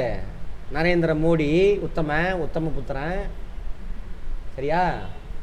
அவன் சொல்லி மக்களோட பணம் இன்சூரன்ஸ் பண்ணார்கள் LIC, life insurance corporation of India. அதுக்கு கவர்மெண்ட்டு நான் செத்து போயிட்டேன்னா என் குடும்பத்துக்கு, என்னை நம்பி என் குடும்பம் இருக்குது, என் பேரில் நான் இன்சூரன்ஸ் போட்டே வரேன்.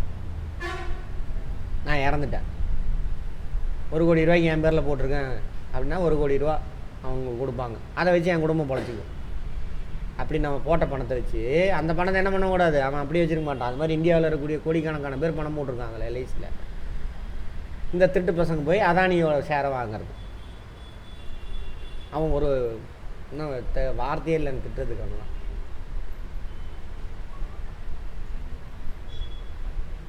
அப்படி இன்வெஸ்ட்மெண்ட் பண்ணுவாங்க.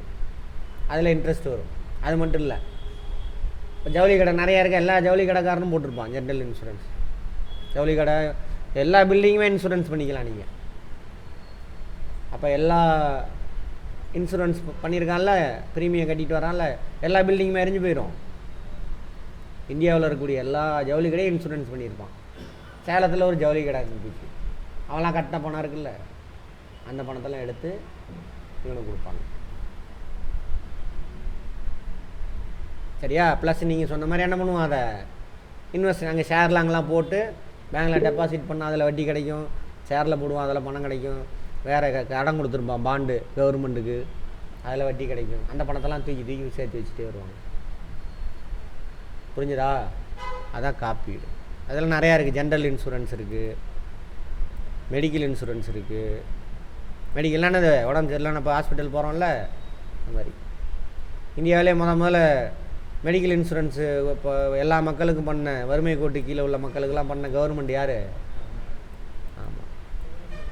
என்ன வருஷம் யார் பண்ணியிருப்பா? எடுத்து பாருங்க. கேட்டால் வேணாது அந்த மாங்காய் கிங்கெல்லாம் வந்துடுவானுங்க. ஆமாம், அப்போவே. சரி, ஜென்ரல் இன்சூரன்ஸு, மெடிக்கல் இன்சூரன்ஸு, அப்புறம் லைஃப் இன்சூரன்ஸ். ஜென்ரல் இன்சூரன்ஸில் தான் அந்த பைக்கு கீக்கெலாம் இன்சூரன்ஸ் பண்ணுறீங்களா, பைக்கு எல்லாமே. நீங்கள் போய் மோதிட்டிங்கன்னா, அதேமாதிரி பைக் இன்சூரன்ஸ் இருக்குல்ல, தேர்ட் பார்ட்டிக்கு வாங்கி வச்சுக்கணும். நீங்கள் போய் மோதிட்டீங்க, ஒருத்தனுக்கு ஏதோ சேதம், அவனுக்கு வந்து மிரட்டுவானுங்க, காசு கூட அதை கொடுன்னு. ஒன்றுமே பண்ணாது. இன்சூரன்ஸ் இருந்தால், லைசன்ஸ் இருந்தால் ஓகே.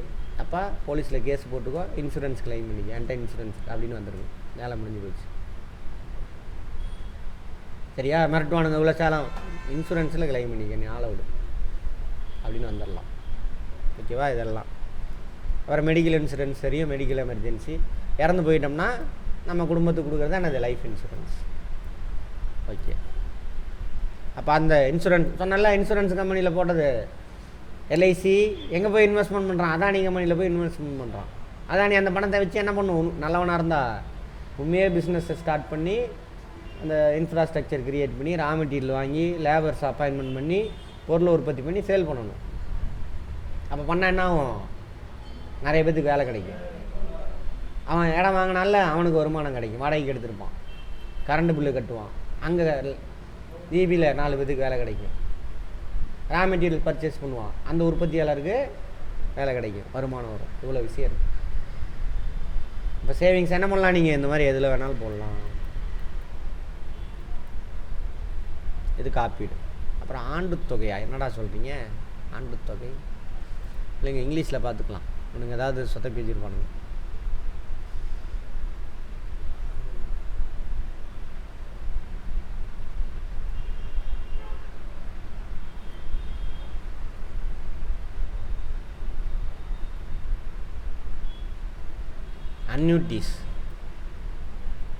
அன்யூட்டிஸ்னால் இது ஒரு விதமான ஷேர்னு வச்சுக்கோங்களேன். எனக்கு அதை பற்றி அவ்வளோவா தெரில, அதை விட்டுடலாம்.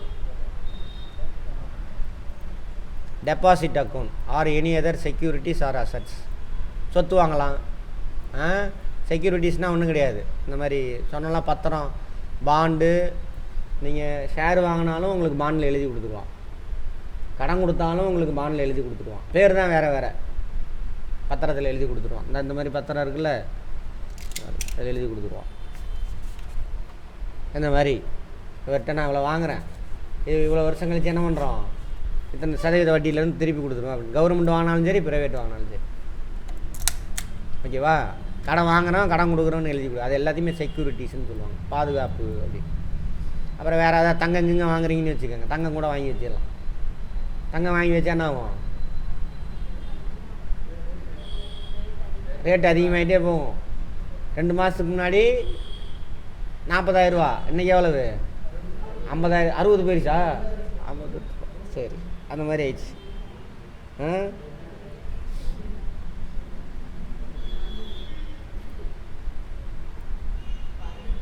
அதேமாதிரி ரிஸ்க்கு, இன்வெஸ்ட்மெண்ட்னா ரிஸ்க்கு தான், போட்டதெல்லாம் வரும்லாம் சொல்ல முடியாது. எந்த ஒரு முதலீட்டு கருவிகளில் முதலீடு செய்யும் பொழுது சில இடர்பாடு ஏற்பட்டு பணத்தை இழக்கும் நிலை ஏற்படலாம். அதிக லாபம் எதிர்பார்த்திங்கன்னா அதிகமான ரிஸ்க்கு, கம்மி லாபம். பேங்கில் போட்டிங்கன்னா என்ன ஆகும், 8% கிடைக்கும்.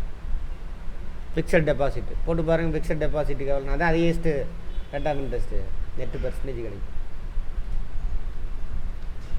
ஷேரில் போட்டிங்கன்னா டெய்லியுமே 8% கூட சம்பாதிக்கலாம்.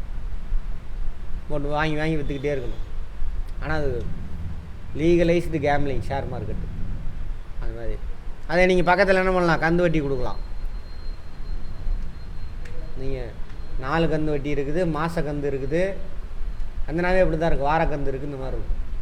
அது போட்டிங்கன்னா வருஷ கணக்கில் போட்டிங்கனாக்கா, இப்போது மாத கந்துன்னு வச்சுக்கோங்க, 5% இன்ட்ரெஸ்ட்டும்பா. 12 மாதத்துக்கு எவ்வளவு, மாதம் 5%, 12 மாதத்துக்கு எவ்வளோமா, 60% உங்களுக்கு ப்ராஃபிட் கிடைக்கும். அதே பேங்கில் போங்க 8%மா, 8% எவ்வளோ காலத்துக்கு, எவ்வளோ காலத்துக்கு, தனி வட்டி 8% அப்படின்னு சொல்லியாச்சுன்னா என்ன அர்த்தம், வருஷத்துக்குன்னு அர்த்தம். வருஷத்துக்கே உங்களுக்கு 8% தான் கிடைக்கும். 100 ரூபா போட்டினா ஒரு வருஷம் முடிவில் 108 ரூபா கிடைக்கும். இதை நீங்கள் பக்கத்தில் கந்து விட்டீங்கன்னு வச்சுக்க, மாத கந்து, அதே 100 ரூபா போட்டிங்கன்னா ஒரு வருஷத்தில் எவ்வளோ கிடைக்கும், 160 ரூபா கிடைக்கும். அது இல்லாமல் அப்பப்போ வசூலாகிடும், மாதம் மாதம் வசூலாகுதா, அதை ஒரு ரொட்டேஷன் விட்டு போயின்னா டபுள் ஆக்கிடலாம். ஆனால் அவன் திரும்ப கொடுப்பானா இல்லையான்னு தெரியாது, அவன் லாஸ் ஆகிடுச்சு. அப்போ என்ன ஆகும், ரிஸ்க். ஆனால் பேங்கில் போட்டினா ரிஸ்க்கே கிடையாது, எப்படி இருந்தாலும் பேங்கில் வந்துடும். பேங்கில் டெபாசிட் பண்ணி எனக்கு திரும்ப கிடைக்கலன்னு ஏதாவது இருக்குது, அதான். அதே மாதிரி தான் ஷேர்லேருந்து எல்லாமே லாபம் அதிகமாக எதிர்பார்த்திங்கன்னா ரிஸ்க் அதிகம். ஓகேவா? நாளைக்கு சம்பாரிச்சு என்ன பண்ணுங்கள், கரெக்டாக நல்ல வழியில் இன்வெஸ்ட்மெண்ட் பண்ணுங்கள். அடுத்தது, அதே முதலீட்டின் மூலம் அதிக பணத்தையும் மீளவும் பெற முடியும் என்பது உண்மையே. முதலீடு நாட்டின் பொருளாதார வளர்ச்சியை உருவாக்க முடியும். ஆமாவா? பொருளாதார வளர்ச்சின்னா என்ன அர்த்தம், நான் சொன்னேன்ல, நீங்கள் கொடுக்குற பணம் ஒருத்தனுக்கு கடன் கொடுப்பான், அவன் பொருளை ப்ரொடக்ஷன் பண்ணும், அதுக்கு நிறைய பேத்துக்கு வேலை கிடைக்கும், அவனுங்களாம் வருவாய். நாட்டோட பொருளாதாரம்னா என்ன அர்த்தம், அந்த நாட்டு மக்களுடைய பொருளாதாரம். அவ்வளோ பேத்துக்கு வேலை வாய்ப்பு கிடைக்கும், அவ்வளோ பேத்துக்கு வருமானம் பெருகும், அவன் பொருளெல்லாம் வாங்கி நுகர்ந்து நல்லா சந்தோஷமாக இருப்பான். இது ஒரு வார்த்தையில் அவ்வளோ அர்த்தம் இருக்குது. இதை புரிஞ்சுக்கிட்டுனா எக்கனாமிக்ஸ் ஈஸி. சரியா? பண மதிப்பு இழப்பு நம்ம ஊரில் பண்ணானுங்கள, டிமானிட்டைசேஷன், அது ரொம்ப கித்தமாக பண்ணுங்க. இதில் வேறவங்களாம் கூவிட்டு கடந்தானுங்க, அதில் சிப் வச்சுருக்காங்க, கள்ளப்பணம் வச்சுருந்தா என்ன ஆகும், எங்கே இருந்தாலும் ஸ்கேன் பண்ணி சேட்டலைட்டில் வச்சு பிடிச்சிருவாங்க. அந்த வாயெல்லாம் எங்கே போனான்னு தெரில, நம்மளும் கேட்டுட்டு இருந்தோம். 1000 பேர் செத்து போயிட்டாங்க. அதனால் ஒரு பிரோஜனம் நடக்கலை, ஏகப்பட்ட செலவு, உயிரிழப்பு. ஆனால் பெரிய உத்தமமாக பேசுவானுங்க. 2014 பண்ணாங்க. இந்த டேட்டா கேப்பான் பார்த்துக்கோங்க. 500-1000 ரூபா செல்லாதுன்ட்டானுங்க. இவன் சொல்லிவிட்டு ஃப்ளைட் ஏறி தாய்லாந்து போயிட்டான், பட்டாயா. ஆமாம், அதான் பார்த்துருப்பீங்க. சரி, அதுவும் இல்லாமல் அந்த பண மதிப்பிலக்கு செய்கிறதெல்லாம் ஆர்பிஐ தான் பார்த்துக்கணும். நம்ம நாட்டில் பணத்தை கட்டுப்படுத்துறதுக்கான அமைப்பு யார், மைய வங்கி அப்படின்னு பார்த்துருப்போம். நம்ம இந்தியாவோட மைய வங்கி ஆர்பிஐ. இவன் கவர்மெண்ட்டு, இவன் அனௌன்ஸ்மெண்ட் பண்ணிட்டு போகிறான்னா பார்த்துக்கங்க. அதுவே தப்பு. கவர்மெண்ட்டு அதில் தலையிடக்கூடாது, அந்த மைய வங்கி தான் பார்த்துக்கணும். சரியா? மக்களை ஏமாத்துறானுங்க இந்த மாதிரி. நமக்கு நாலேஜ் இல்லை, அதனால தான். இதை பற்றிலாம் தெரியுமா நமக்கு? இதுக்கு முன்னாடி தெரியாது, அதனால தான் விட்டு அடிக்கிறது அவனு. நான் அப்பயே சொன்னேன், இதெல்லாம் முட்டாள்தனமான விஷயம். கருப்பு பணத்தை ஒழிக்கிறேன், கதையை ஒழிக்கிறேன்ட்டு. அதெல்லாம் டுபாக்கூர். கருப்பு பணத்தெலாம் ஒழிக்கவே முடியாது. கருப்பு பணம்னா என்னங்க கேட்குறவங்க? என்னன்னா எருமாடு ஏரோப்ளைன் ஓட்டுன்னு கதை விட்டுகிட்டே இருக்கானுங்க. கருப்பு பணம்னா என்னது? நான் சின்ன வயசில் என்ன நினச்சிட்டேன்னா, அப்போல்லாம் வந்துட்டு கலருக்கு நோட்டு இருக்காது. அப்போ போயிட்டு கருப்பு பணம்னு சொல்லிவிட்டு எம்ஜிஆர் இவங்கெல்லாம் போய் அப்படியே சிபிஐ ஆஃபீஸருங்க இவங்கெல்லாம் போய் என்ன பண்ணுவாங்க, வில்லனை பிடிப்பாங்க. பெட்டிலாம் திறந்தால் பணம்லாம் கருப்பு கருப்பாக இருக்கும். ஸோ அதை தான் கருப்பு பணம்னு நினச்சிட்டேன். கருப்பு கலரில் இருந்தால் கருப்பு பணம்னு நினச்சிக்கிட்டு இருந்தேன்.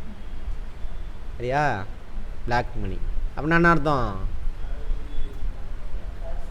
அரசாங்கத்தில் கணக்கு காட்டாத பணம் எல்லாமே என்னது? கருப்பு பணம். எத்தனை பேர் ஐடிக்கு ஃபெயில் பண்ணுறீங்க? இங்கே வருமானம் வரவங்க கட்டுறீங்களா? எல்லா பணம் கட்டிக்கிறீங்களா? காட்ட மாட்டோம். அவங்களும் அதை காட்டுறாங்க. நிறைய பேர் கணக்கே காட்ட மாட்டாங்க கவர்மெண்ட்டில். நான் காட்டி 5 வருஷம் ஆகி போச்சு. ஒன்றும் இல்லை அவனுக்கு கொடுக்குறதுக்கு. ஐடி ஃபைல் பண்ணுவார்ல, அந்த ஆடிட்டு கொடுக்க கூட என்கிட்ட பணம் இல்லை. வந்தால் வாங்கடான்னு விட்டேன். நோட்டீஸ் அனுப்புனானுங்க, நான் திரும்ப பதில் அனுப்பிவிட்டு விட்டேன். அப்போ இந்த 5 வருஷம் நான் சம்பாரித்த பணம்லாம் கருப்பு. செலவு பண்ணதுமே ஒன்றும் இல்லை, கடன் தான் வாங்கியிருக்கேன், அதையுமே கருப்பு பணம் தான். எல்லாருமே நான் எனக்கு எவ்வளோ வருமானம் வருதுன்னு அரசாங்கத்தில் கணக்கு கொடுக்கணும். அப்படி கொடுக்காத எல்லா பணமும் கருப்பு பணம். ஓகேவா? ரைட். இப்போ பாருங்கள், ஒருத்தருக்கு இப்போ சிவா ஐஏஎஸ் அகாடமிக்கு ஒரு 10 லட்ச ரூபா வருமானம் வந்திருக்கு இந்த வருஷம். இந்த 10 லட்சத்தை நான் கணக்கில் காட்டலை. அப்போ இந்த என்கிட்ட எவ்வளோ இருக்குது? 10 லட்ச ரூபா கருப்பு பணம். நான் இந்த 10 லட்சத்தை அப்படியே வச்சுருப்பேனா? போய் ஒரு வீடு வாங்குகிறேன், நிலம் வாங்குகிறேன், லேண்டு. இல்லை, அது கூட கணக்கில் காட்டிடுவானுங்களா? அதை விட்டுருங்க. போய் என்ன பண்ணுறேன்? நகை வாங்குகிறேன். என் ஒய்ஃபுக்கு, மனைவி 10 லட்ச ரூபாய்க்கு நகையை வாங்கி போடுறேன். அப்போ இந்த 10 லட்சம் என்னவா மாறிடுச்சு? நகையாக மாறிடுச்சு. திரும்ப அந்த 10 லட்சம் நகை கடைக்காரனுக்கு கிடச்சிச்சா? அவன் என்ன பண்ணுறான்? அவன் பொண்டாட்டிக்கு கார் வாங்கி கொடுத்துட்றான். காராக மாறிடுச்சு. இங்கே ஒரு 10 லட்சம், இங்கே ஒரு 10 லட்சம். கார் கம்பெனி யாரும் என்ன பண்ணுறான்? வீடு கட்டுறான், அல்லது ஏதோ ஒன்று பண்ணுறான். வீடாக மாறிடுச்சு.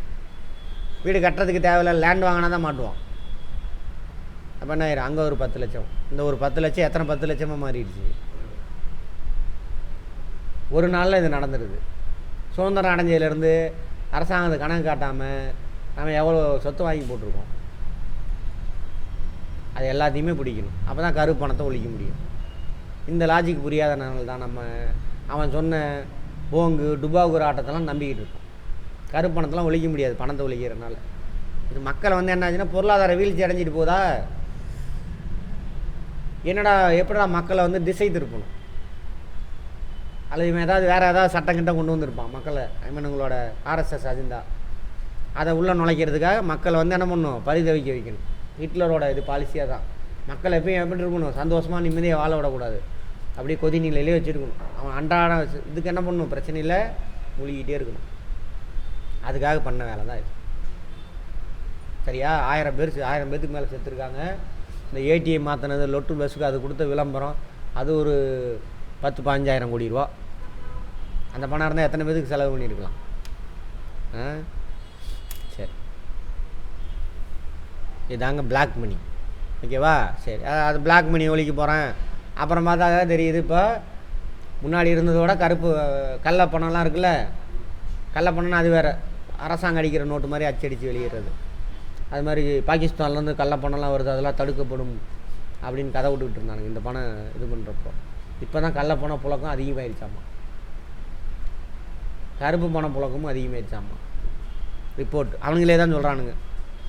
சரி, சேமிப்பு முதலீடு ரெண்டுக்கு வித்தியாசம் பார்த்துட்டு ஒரு பிரேக் விடலாம். கருப்பு பணத்தை பற்றி இருந்தால் உத்தமனுங்க பேசி ஆரம்பிச்சிட்டானுங்க பாருங்க. 8வது பையனுக்கு கருப்பு பணத்தை பற்றி சொல்லிட்டு தரானுங்க. ஆமாம், அதை போகிறதுக்கு இந்த பாடத்தையும் முடிச்சிடலாம். சரி, பொருள் சேமிப்பு என்பது தனிநபர் வருமானம் நுகர்வுக்காக பயன்படுத்தப்படாத ஒரு பகுதி. முதலீடு என்பது மூலதன சொத்துக்களின் நிதி முதலீடு செய்யும் செயல்முறை. சொன்னாலே டெபாசிட் பண்ணுறதுலேருந்து ஷேரில் இன்வெஸ்ட்மெண்ட் பண்ணுறது, பாண்டு, டிபென்ச்சரு, இன்சூரன்ஸ் எல்லாமே என்னது முதலீடு. அதனால என்ன உங்களுக்கு ரிட்டர்ன் வரும், ப்ராஃபிட் கிடைக்கும். ஆனால் ரிஸ்க்கு உண்டு. சேமிப்பு குறுகிய கால அவசர கால தேவைகள் நிறைவேற்றும். வீட்டில் வச்சுக்கலாம், பேங்க்கில் வச்சுக்கலாம், எங்கே வேணாலும். மூலதன உருவாக்கத்திற்கும் வருவாய்க்கும் முதலீடு உதவுகிறது. மூலதனம் உருவாக்குனா என்ன அர்த்தம் சொன்னல, இப்போ அதானிக்கு மூலதனம் தேவை. நீங்கள் இன்சூரன்ஸ்லேயோ ஷேர்லேயோ பணத்தை போட்டிங்கன்னா அவனுக்கு கிடைக்கும். அப்புறம் வருவாய்க்கும், வருவாய் என்னென்ன அர்த்தம், முதலீடு போட்டிங்கன்னா அடுத்த வருஷம் என்ன உங்களுக்கு எக்ஸ்ட்ரா ப்ராஃபிட்டு அல்லது இன்ட்ரெஸ்ட் கிடைக்கும். இடர்பாடு குறைந்த அல்லது புறக்கணிக்கப்பட்ட அளவு. புறக்கணிக்கப்பட்டன்னா என்ன சொல்லுவாங்க, நெக்லிஜிபிள் அப்படிம்பாங்க. ரிஸ்க்கே கிடையாது. பேங்க்கில் வச்சிங்கன்னா ரிஸ்க்காக வந்துடும். ஆனால் பட் இது வந்துட்டு ரிஸ்க்கு. ஷேரில் போடுறா, திடீர்னு இன்றைக்கி 1000 ரூபாய்க்கு வாங்கியிருப்பேன், நாளானிக்கு பார்த்தீங்கன்னா அதானி கம்பெனியோட ஷேர் வேல்யூ என்ன ஆயிரும், ஒரு ஷேர் வேல்யூ 1000 ரூபாய்க்கு வாங்கியிருப்பீங்க ஒரு ஷேரு, நாளானிக்கு பார்த்தா 500 ஆயிரும். 500 அவுட்டு. 10,000 ரூபா போட்டிருந்தீங்கன்னா என்ன ஆயிரும், 5000 ரூபா அவுட்டு. 1,00,000 ரூபா போட்டிருந்தீங்கன்னா 50,000 ரூபா அவுட்டு. கோடிக்கணக்கில் இழந்தவங்களாம் இருக்கிறான் ஷேர் மார்க்கெட்டில் போட்டு. வருவாய் இல்லை, சேவிங் பேங்க் வீட்டில் வச்சுருந்தீங்கன்னா கிடைக்காது. சேவிங் பேங்க் அக்கௌண்ட்டு அந்த மாதிரி ஃபிக்ஸட் டெபாசிட்லாம் போட்டுன்னா ஓரளவுக்கு இருக்கும். 8% கிடைக்கும் மேக்ஸிமம். இது அதிகம். 100, 200, 300, 1000% வரைக்கும் சம்பாதிக்கலாம். அதில் 1000%னா புரியுதா? 100 ரூபா போட்டிங்கன்னா 1000%னா எவ்வளோ? மேக்ஸ் முடித்தவங்க ஆப்டிடியூட் ரீசனிங் 1000%. 100% எவ்வளவு? 100% 100 ரூபா. ஓகேவா? அப்போ 1000% எவ்வளவு? 1000 ரூபா. லோகேஷ் சொன்னால் தான் கரெக்டு. எப்படி 10,000 ரூபாய் ஆகும்? லோகேஷ் சொன்னால் தான் கரெக்டு. ரைட்டு, போய் இன்னும் போங்க, பேக்கில் போய் அதெல்லாம் ரிவிஷன் பண்ணுங்கள். நீர்மைத்தன்மை. நீர்மைத்தன்மைனா இதெல்லாம் கேள்வி கேட்டிருக்காங்க. லிக்விடிட்டி அப்படிம்பாங்க. லிக்விடிட்டி, நீர்மைத்தன்மை.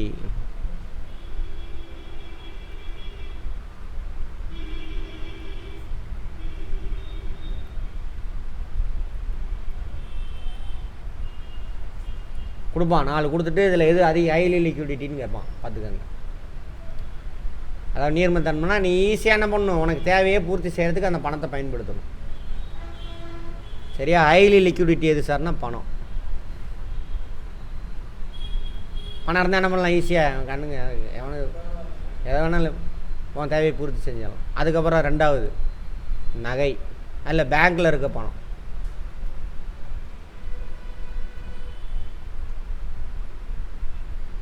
பணம் இருந்தால் பிரச்சனை இல்லை. பேங்க்கில் இருக்கிற பணம் அதோட லிக்விடிட்டி கம்மி தான்.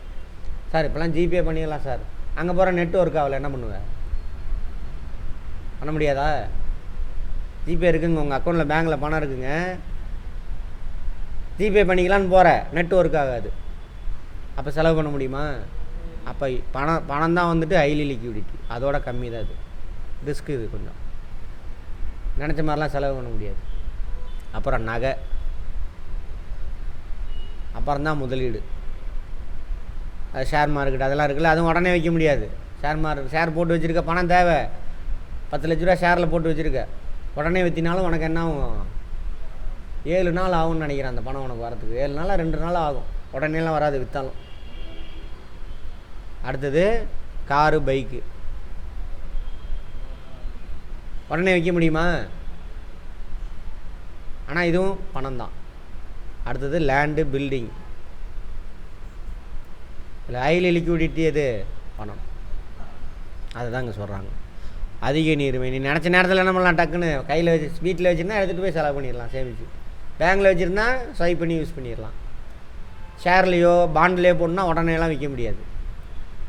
நீ விற்கிறேன்னு சொல்லிவிட்டு முதல்ல ஆன்லைனில் லாக் பண்ணணும். அதை ஒருத்தன் வந்து வாங்கணும். வாங்கலை, எவனையுமே வாங்கலைன்னா விற்கவே முடியாது. புரிஞ்சுதா? அப்போது முதலீடுலாம் என்னது? லிக்விடிட்டி கம்மி. புரிஞ்சுச்சா கான்செப்ட் என்னென்னு? லிக்விடிட்டின்னா என்ன அர்த்தம்?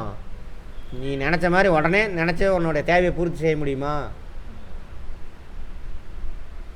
உடனே இப்படிங்கிறது பூர்த்தி செய்ய முடியுனாக்கா அந்த பணத்தை வச்சு, அந்த சொத்தை வச்சு அப்படின்னாக்கா அது ஹைலி லிக்விடிட்டி. அப்போ ஹைலி லிக்விடிட்டி அது அதிக நீர்மத்தன்மை பணம் தான், கையில் வச்சுருக்கிற பணம். அப்புறம் பேங்க்கில் ஆர்டராக எழுத சொல்லுவான், கேட்டிருக்கான் அதெல்லாம் டிஎன்பிசியில். கருப்பு பணம் அந்த கதையெல்லாம் விட்டுருங்க அவனுங்க, இதெல்லாம் வேண்டாம். அதுக்காக அரசாங்கம் எடுத்த ஸ்டெப்பாமா பண மோசடி நடவடிக்கை தடுப்பு. இது ஃபேக்டில் கேட்பான் 2002 லோக்பால் லோக் ஆயுக்தா.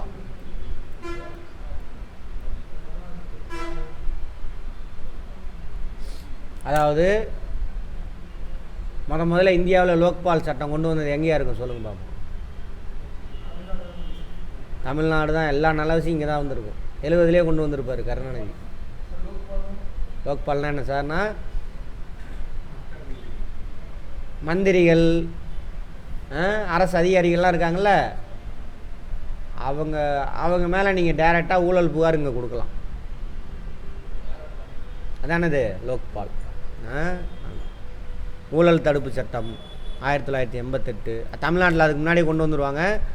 அதேமாதிரி தமிழ்நாட்டில் கொண்டு வந்தாங்க இல்லையா, கருணாநிதி கொண்டு வந்திருப்பார். அடுத்து புரட்சி தலைவர் வந்து அந்த சட்டத்தை கேன்சல் பண்ணிடுவார். எப்படி?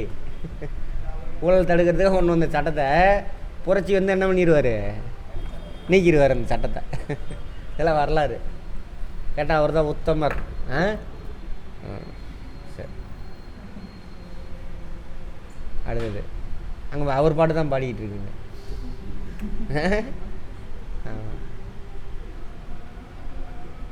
கொணரப்படாத வெளிநாட்டு வருமானம், சொத்து மசோதா, வரி விதித்தல். கொணரப்படாத வெளிநாட்டு வருமானம் புரியுதானு? ஹவாலா மோசடின்னு சொல்லுவாங்க, தெரியுமா? ஹவாலா என்ன ஆகுனா, இப்போ எங்கள் அண்ணன் அமெரிக்காவில் வேலை செய்கிறாரு அப்படின்னு வச்சுக்கோங்க. அங்கெல்லாம் இல்லை, வச்சுக்கோங்க. அவர் மாதம் ஒரு அங்கே சம்பாரித்து எங்கள் வீட்டுக்கு ஒரு $10,000 அனுப்புகிறாருன்னு வச்சுக்கோங்க. $10,000 நம்ம ஊர் மதிப்பு எவ்வளவு? $1 80, $10,000 போட்டுக்கோங்க. எவ்வளவு? $1,000 எவ்வளோ கிடைக்கும்? 80,000. $10,000 8 லட்சவா?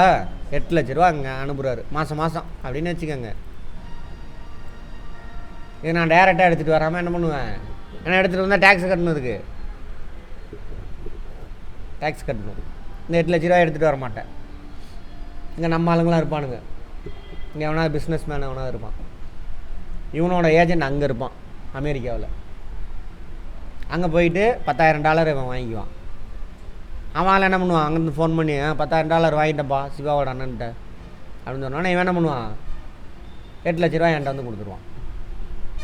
அப்போ இந்த 8 லட்சம் யார் கணக்கு வராது? அரசாங்கத்துக்கு கணக்கு போகாது. இதுக்கு பேர் தான் ஹவாலா மோசடி. அடிக்கடி பேப்பரில் வரும் ஹவாலா பணம் சிக்கியது அப்படின்னு சொல்லிட்டு. புரிஞ்சுதா? அதை தடுக்கிறதுக்காக கொண்டு வந்த சட்டம் இது. பினாமி பரிவர்த்தனை தடுப்பு சட்டம். பெரிய பெரிய பணக்காரனுங்க இருக்கானுங்களா? 1988 திருத்தம் வந்து 2010. எந்த இயர்னு கேட்பான் பார்த்துக்கோங்க. ரியல் எஸ்டேட் ஒழுங்குமுறை. பினாமினா என்னது? எனக்கு நிறைய வருமானம் வருது, அதை என்ன பண்ணுவேன்? என்னோடய டிரைவர்ட்டையோ என் சொந்தக்காரனோ யார் எனக்கு ரொம்ப க்ளோஸாக அவன் பேரில் வச்சுருப்பேன். நான் கையெழுத்து போடுறான்னு போட்டுருவான் அந்த மாதிரி. ஓகேவா? ரைட், இதை முடிஞ்சாச்சு. இந்த பாடம் முடிச்சாச்சு. உலக பணத்திற்கான எந்த உலகம் பயன்படுத்தப்பட்டன? எல்லாமே தான். இந்திய ரூபாய் குறியீட்டினை வடிவமைத்தவர். பணத்தின் மதிப்பு அகமதிப்புன்னு என்ன அர்த்தம்? நம்ம நாட்டுக்குள்ள அதுக்கு எவ்வளோ மதிப்பு, வெளிநாட்டில் எவ்வளோ மதிப்பு. இப்போ அமெரிக்க டாலர் இருக்கா, அவங்க நாட்டில் $1 தான் அதுக்கு மதிப்பு. நம்ம ஊரில் மதிப்பு எவ்வளோ? அதுக்கு 80 ரூபா. அவன் காசு ₹1, நம்ம நாட்டு காசு 80 ரூபா. சரியா? ரைட். வங்கி பணம் மேற்கூறிய அனைத்தும் வரைவுன்னு வச்சுக்கோங்களேன். டிமாண்ட் டிராஃப்ட்டுன்னு நினைக்கிறேன். டிடிலாம் எடுத்திருக்கீங்களா? இந்த ஜென்ரேஷனுக்கு அது என்னன்னே தெரியாது இப்போ படிக்கிறவங்களுக்குலாம். டிமாண்ட் டிராஃப்ட் தான். டிமாண்ட் டிராஃப்ட் டிடி தெரியுமா? செக்குன்னு என்ன நேற்றே பார்த்துட்டோம். செக்கை பற்றி பார்ப்போம், அதோட வகைகள்லாம் பார்ப்போம்.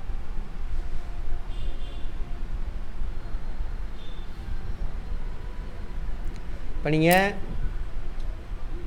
ஆன்லைனில் பேமெண்ட் பண்ணிடுறீங்க. யூனிவர்சிட்டிக்கு காலேஜ் கட்ட வேண்டிய ஃபீஸ் எல்லாம் ஆன்லைன்லேயே பண்ணிடுறீங்க. ஆமாவா? அப்போ என்ன பண்ணணுன்னா, பேங்க்கில் போயிட்டு யூனிவர்சிட்டிக்கு எக்ஸாம் ஃபீஸ் கட்டணும்னு வச்சுக்கோங்க. பேங்க்கில் போயிட்டு இந்த மாதிரி பெரியார் யூனிவர்சிட்டி சேலம் என்ன பின்கோடை போட்டு பேயபிள் அட் அப்படின்னு போடணும்.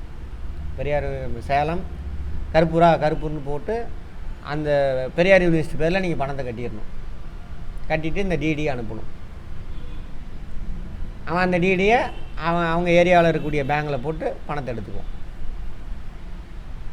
செக்குன்னு என்னென்னு புரியுதா? உங்கள் பேரில் இருக்கிற பணத்தை அவர் கொடுப்பா அப்படின்னு கொடுத்தீங்கன்னா செக்கு. நீங்கள் யாருக்கு பணம் கொடுக்கணும் அவன் பேரில் என்ன பண்ணுற போய் பணத்தை கட்டிட்டு கொடுத்துட்றீங்க. அப்போ பணம் போகாதங்க, அந்த டிடி அந்த பேப்பர் போகும், டாக்குமெண்ட். அதை கொடுத்துட்டு அவன் அங்கே பேங்க்லேருந்து பணத்தை வாங்கிக்குவான். ரிஸ்க் இல்லாதது. இப்போ இங்கேருந்து டெல்லிக்கு நீ பொருள் வாங்குற, அங்கேருந்து ஒருத்தன்ட்ட 10 லட்ச ரூபாய்க்கு பொருள் ஸ்டாக் அனுப்பிட்டான், வந்துக்கிட்டு இருக்கு. டிடி அனுப்ப சொல்கிறான், பணம் அனுப்ப சொல்கிறான். கொரியரில் பணம் அனுப்ப முடியுமா? அல்லது நீங்கள் பேக்லேயே எடுத்துகிட்டு போகிறீங்க, ஃப்ளைட் ஏறி போகலாம். போகிற வழியில் என்ன பண்ணலாம்?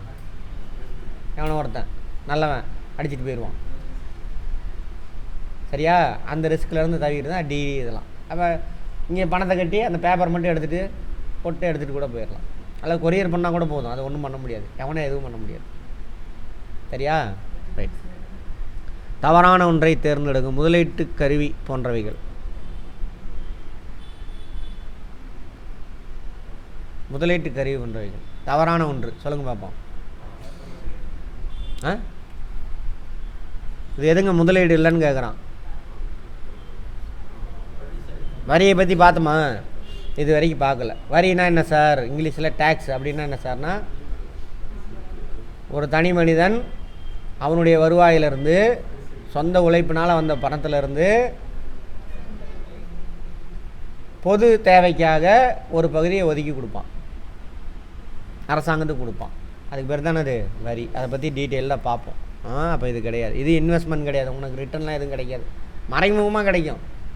உனக்கு பாதுகாப்பு கிடைக்கும், ரோடு வசதி கிடைக்கும். நீ ஒன்றிருந்து வாங்குகிற வரியை வச்சு தான் என்ன பண்ண முடியும்? எல்லா வசதியும் செஞ்சு கொடுக்க முடியும். ஓகேவா?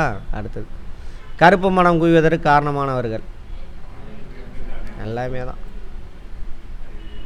வரி வைக்கிறவன் பதுக்கிறவனா அர்த்தம், பணம் வருமானம் வந்திருக்கு காமிக்க மாட்டான்.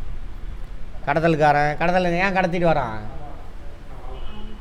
துபாயில் வந்துட்டு தங்கம் 30,000 ரூபாய்க்கு கிடைக்குது. அதை வாங்கிட்டு வந்தோம்னா 30,000 ரூபா வரி போட்டுருவாங்க. அப்போ தெரியாமல் எடுத்துகிட்டு வருவோம். புரியுதா? 30,000 வரி கட்டணும்ல, கட்டாமல் நான் எடுத்துகிட்டு வரேன், தெரியாமல் எடுத்துகிட்டு வரேன். அதான் கடத்தல். கடத்தல்ன்றனால இதான், வேறு ஒன்றும் கிடையாது. நிகழ்நிலை வங்கியை டேஷ் என்று அழைக்கலாம். Online banking, e-commerce. பணம் எதையெல்லாம் செய்ய உள்ளதோ அதுவே பணம். சொன்னவர் யாருன்னு போய் பார்த்துக்கோங்க. மின்னணு டேஷ் என்றும் அழைக்கலாம். இ-காமர்ஸா இ-பேங்கா? இ-பேங்க். கடன் அட்டையில் பற்று அட்டையில் டேஷ் பணமாகும். நெகிழி பணம். இந்திய ரிசர்வ் வங்கி தோற்றுவிக்கப்பட்ட ஆண்டு 1935. பண்டமாற்று முறை. இந்திய ரிசர்வ் வங்கி. மின்பணம். சேமிப்பு.